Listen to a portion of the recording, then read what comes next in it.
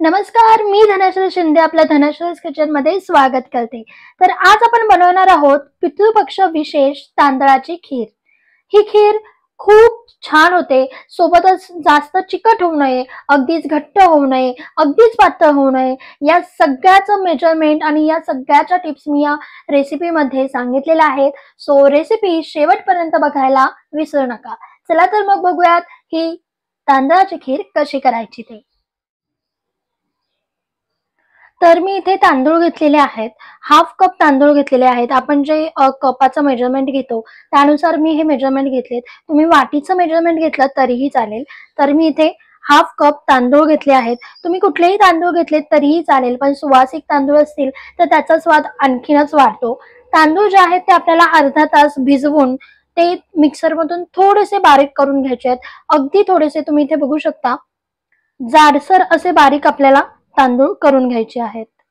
तर मी इथे पॅन जो आहे तो गरम करायला ठेवलेला आहे. आता सर्वात आधी आपण यामध्ये 3 ते 4 टेबलस्पून तूप टाकून घेऊया.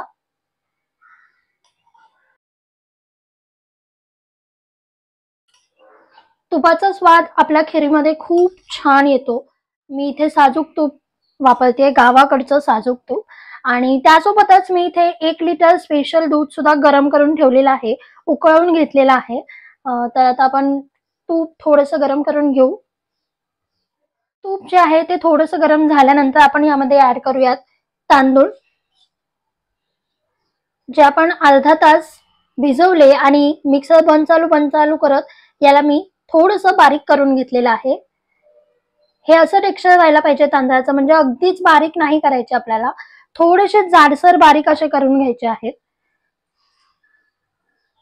आणि आता हा तांदूळ जो आहे तो आपल्याला छान असा भाजून घ्यायचा आहे.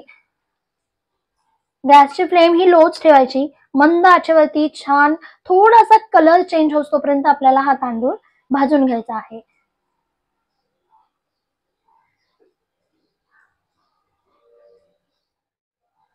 मी इथे बासमती मिनी मोगरा हा तांदूळ वापरते.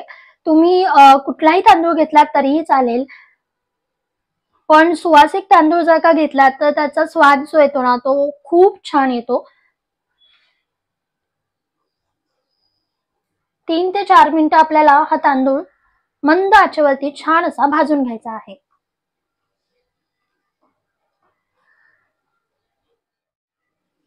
तर मी इथे 3 ते 4 मिनिटं तांदूळ जो आहे तो छान असा भाजून घेतलेला आहे आणि त्याचा थोडासा कलर चेंज झालेला आहे, तुम्ही बघू शकता. आता आपण यामध्ये टाकूयात ओल्या नारळाचं चव. याने काय होतं, आपल्या खिरीला छान क्रीमी असं टेक्स्चर येतं आणि ओल्या नारळाचा जो स्वाद आहे तो सुद्धा खूप छान असा मिक्स होतो त्यामध्ये. आता हे अजून 1 मिनिट असं छान असं भाजून घेऊया.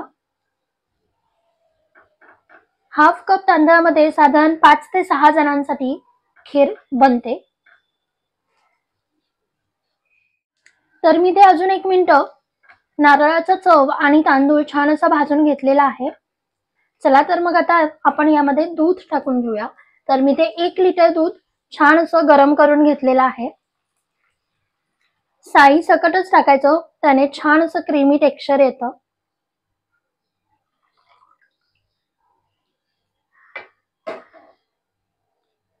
आणि आता हे छान असं सगळं मिक्स करून घेऊया.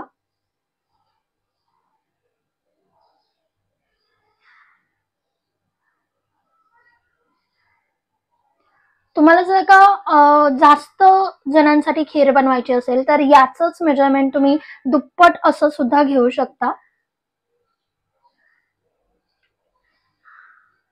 आपण हे छान असं मिक्स करून घेतलेलं आहे.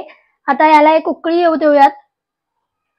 गॅसची फ्लेम जी आहे ती मीडियम टू हायच्या मध्ये ठेवायची, एक उकळी काढून घ्यायची आणि मग आपण याची गॅसची फ्लेम जी आहे ती लो ठेवणार आहोत. चला तर मग आधी उकळी येऊ देऊयात, मग बघूया.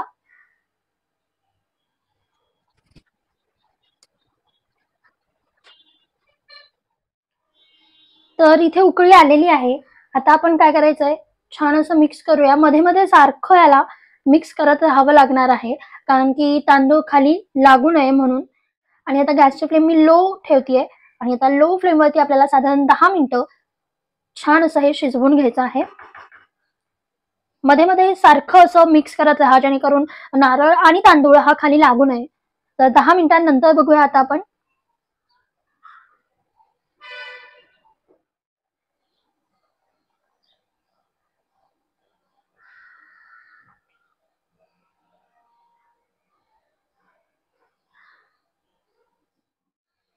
तर 10 मिनिटं आपण छान असं हे शिजवून घेतलेलं आहे.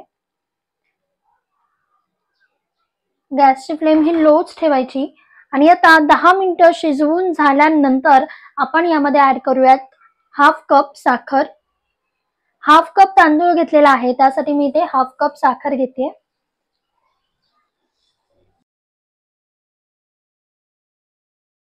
साखर जी आहे ती आपल्याला तांदूळ शिजल्यानंतरच टाकायची आहे, कारण की जर का तुम्ही आधीच साखर टाकलीत तर आपली खीर जी आहे ती खूपच चिकट अशी होईल. तर छान असं मिक्स करून घेऊयात. त्यासोबतच आपण इथे ड्रायफ्रुट्स टाकून घेऊयात. तर मी इथे बदामाचे छान असे तुकडे घेतलेले आहेत, त्यानंतर काजू घेतलेले आहेत. तुम्हाला जे जे ड्रायफ्रुट्स आवडतात ते ते तुम्ही टाकू शकता.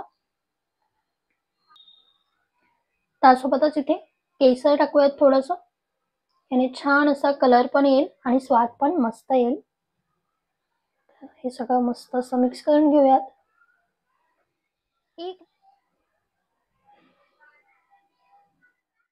त्यासोबतच आपण इथे ऍड करूयात वेलची पूड. ऑप्शनल आहे, पण हिचा स्वाद खूप मस्त असा येतो खिरीमध्ये.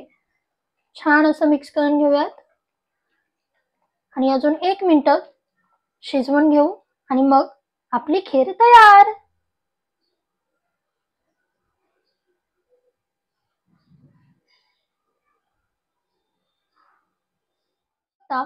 आपली खीर जी आहे ती अगदीच घट्टही नाही आणि अगदीच पातळही नाही, मस्त अशी झालेली आहे. हिची कन्सिस्टन्सी पण बघा.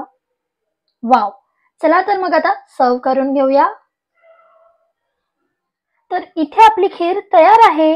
मी छान मस्त एका बाउलमध्ये सर्व केलेली आहे. त्याच्यावरती बदाम ठेवलेले आहेत गार्निशिंगसाठी.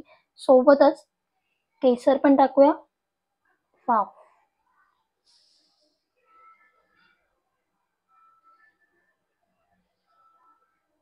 मस्तच. सुगंध पण खूप मस्त येतोय.